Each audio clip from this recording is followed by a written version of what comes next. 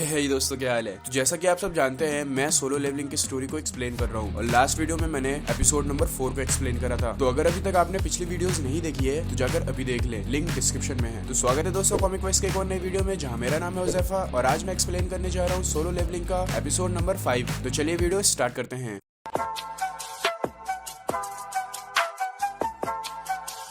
तो last video में हमने देखा था कि जिनवू ने एक इंस्टेंट डंजियन क्लियर करा था और उसके बाद से वो काफी ज्यादा पावरफुल हो चुका है, जिसके बाद उसने एक डी रैंक के बॉस को अपनी टूटी हुई तलवार से ही मार दिया था। तो अब आगे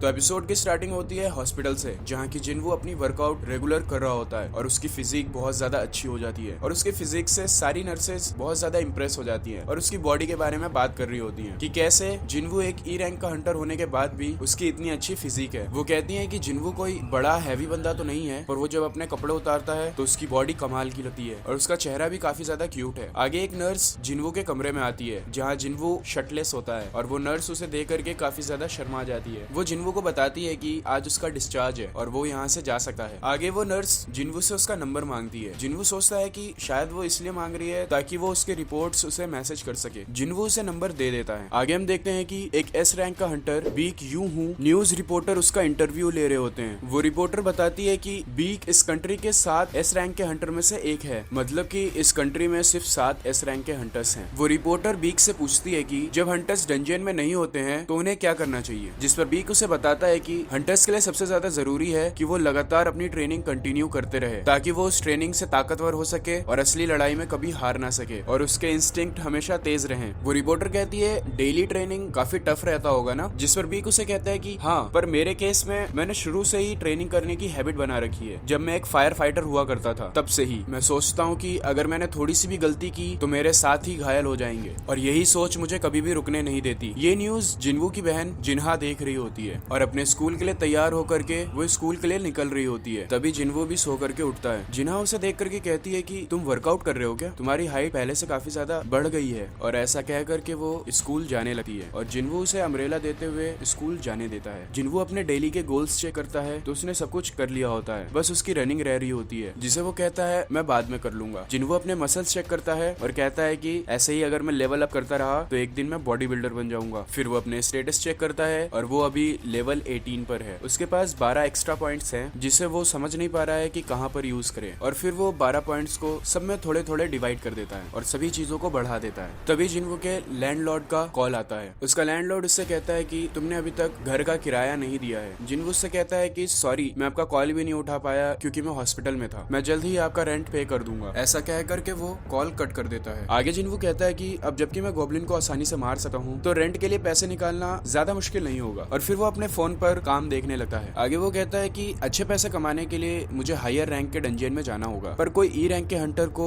ऐसा करने नहीं देगा। हायर रैंक के जो हंटर होते हैं उन्हें काफी ज्यादा अटेंशन मिलता है और उस वजह से भी वो अच्छे पैसे कमा लेते हैं, पर री अवेकनिंग बहुत ही रेयर है और मैंने ऐसा कभी नहीं सुना कि कोई हंटर रेगुलर लेवल अप कर रहा है और काफी ज्यादा स्ट्रॉन्ग होता जा रहा है। अगर मैं प्रेस के नजरों में आया तो वो तो मुझे खा ही जाएंगे। मुझे किसी के भी नजरों में नहीं आना चाहिए, तब तक तो बिल्कुल नहीं जब तक मैं इस चीज को पूरी तरीके से समझ नहीं जाता। इसके बाद जिनवू को एक काम मिल जाता है। वो अपनी रनिंग करते हुए उस जगह पर पहुंचता है जहाँ पर की डंजियन होता है, जिससे कि उसका गोल भी पूरा हो जाता है और उसे रिवॉर्ड्स भी मिल जाते हैं। वहाँ जिनवू को हुआंग डोंगसुक नाम का एक बंदा मिलता है जो कि उस मिशन का कैप्टन होता है और वो एक सी रैंक का हंटर होता है और वो जिस मिशन पर होते हैं वो डंजियन भी सी रैंक का होता है। वो बताता है कि जिनवू को यहाँ पर कुछ भी नहीं करना है, वो सिर्फ उसे यहाँ पर लोगों की कमी को पूरी करने के लिए लाया है, क्योंकि उन्हें सी रैंक के डंजियन में कम से कम 8 बंदे चाहिए और वो लोग सिर्फ 7 जने ही हो रहे थे। जिनवू को अंदर जाकर के कुछ भी नहीं करना है और अंदर जो भी माना क्रिस्टल या स्टोन्स मिलते हैं जिनवू को उनमें से कुछ भी नहीं मिलेगा। जिनवू को अंदर जाने के लिए सिर्फ एक सर्टेन अमाउंट पे किया जाएगा, ये सब उसके कॉन्ट्रैक्ट में लिखा होता है। जिनवू फिर उस कॉन्ट्रैक्ट पे साइन कर देता है और जिनवू अपने इंस्टिंक्ट से पता कर लेता है कि वहाँ पर 4 सी रैंक के बंदे होते हैं और 2 डी रैंक के बंदे होते हैं और उनके टीम में कोई हीलर नहीं होता। जिनवू आगे पूछता है कि तो फिर उसे करना क्या होगा। हुआंग उसे बताता है कि तुम्हें कुछ नहीं करना, बस ये हमारे सामान के जो बैग्स हैं तुम्हें इन्हें उठाना है। फिर जिनवू के पास एक बंदा आता है जो कि अपने आप को इंट्रोड्यूस करते हुए कहता है कि मेरा नाम यू जिनहू है, मैं 21 साल का हूँ और मैं एक डी रैंक का हंटर हूँ। जिनहू उसे देख करके सोचता है कि एक डी रैंक के हंटर के लिए इतने अच्छे इक्विपमेंट्स जरूरी है किसी अमीर फैमिली से होगा। जिनहू उससे बोलता है कि क्या तुम पहली बार सी रैंक के डंजियन में जा रहे हो? फिक्र मत करो, मैं तुम्हारी हिफाजत करूंगा। फिर वो दोनों बातें करते हुए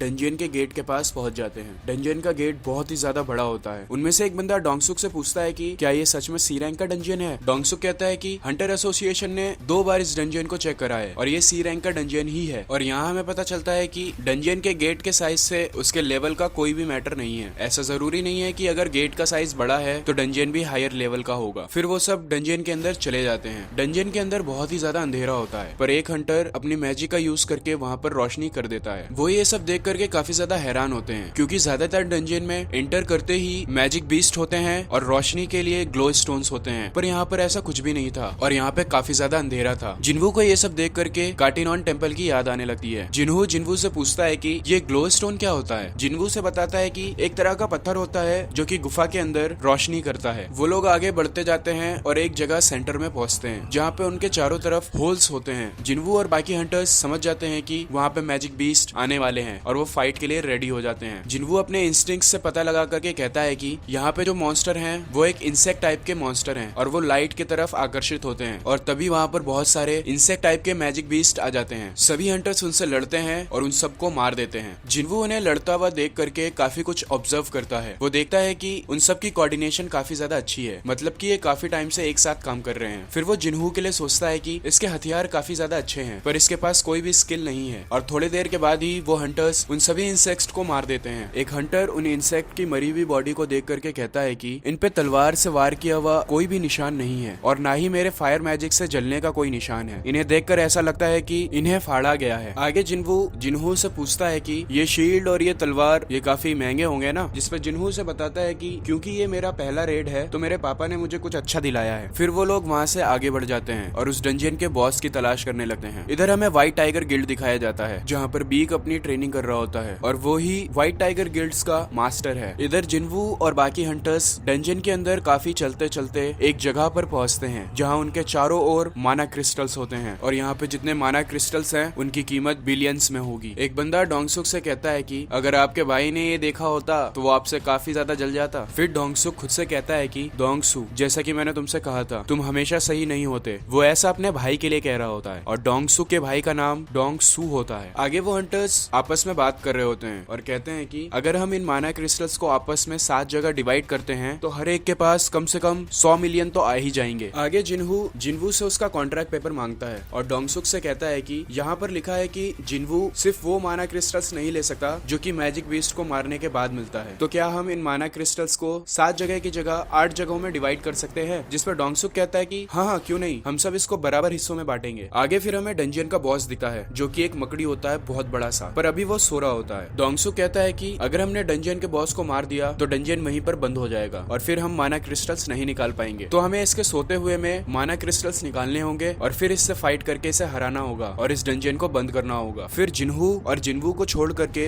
बाकी के हंटर्स माना क्रिस्टल्स की खुदाई के लिए इक्विपमेंट्स लाने जा रहे हैं। ऐसा कह करके वो वहाँ से जाने लगते हैं और बॉस चैम्बर के एंट्रेंस को सील कर देते हैं। जिन्हू कहता है कि मुझे लगा ही था, मुझे पहले से ही उन पर शक था। जिन्हू को फिर सॉन्ग की बात याद आती है। सॉन्ग ने बताया था कि यहाँ हंटर्स में कुछ ऐसे हंटर्स भी हैं जो कि अपने से कमजोर हंटर्स का चारे की तरह इस्तेमाल करते हैं। वो बॉस के पास उन हंटर्स को मरने के लिए छोड़ देते हैं और खुद सारा क्रिस्टल ले जाते हैं। और क्योंकि डंजियन में कोई भी सिक्योरिटी कैमराज नहीं होते तो किसी को नहीं पता चलता कि वो हंटर्स कैसे मरे और अंदर क्या हुआ था। जिन्हू उन सब पर बहुत ही ज्यादा गुस्सा कर रहा होता है और कह रहा होता है कि वो हमें कुछ माना क्रिस्टल्स के लिए ऐसे मरने के लिए कैसे छोड़ सकते हैं। और तभी वो बॉस मॉन्स्टर जाग जाता है और उन्हें मारने के लिए उनके तरफ आता है। जिन्हू उसे देख करके कहता है कि तुम काफी ज्यादा ताकतवर हो, पर उस गॉड स्टैचू से ज्यादा नहीं। वो एक अलग ही लेवल पर था और जब मैं उससे बच सकता हूँ तो तुम तो मेरे लिए कुछ भी नहीं हो। फिर वो जिन्हू को पीछे रहने के लिए कहता है और कहता है कि हिलना मत, मैं इस मॉन्स्टर को मारने जा रहा हूँ। और ऐसा कहते हुए वो अपना खंजर बाहर निकाल लेता है और उस मॉन्स्टर से लड़ने के लिए तैयार हो जाता है। और ये एपिसोड यहीं पर खत्म हो जाता है। तो यार ये था सोलो लेवलिंग का एपिसोड नंबर 5। आई होप कि आपको अच्छा लगा होगा। इसके आगे की स्टोरी हम अगली वाली वीडियो में देखेंगे। तो आज के लिए बस इतना ही। अगर वीडियो अच्छी लगी हो तो लाइक कर देना, चैनल को सब्सक्राइब कर देना। मिलते हैं अगली वाली वीडियो में, तब तक के लिए गुड बाय।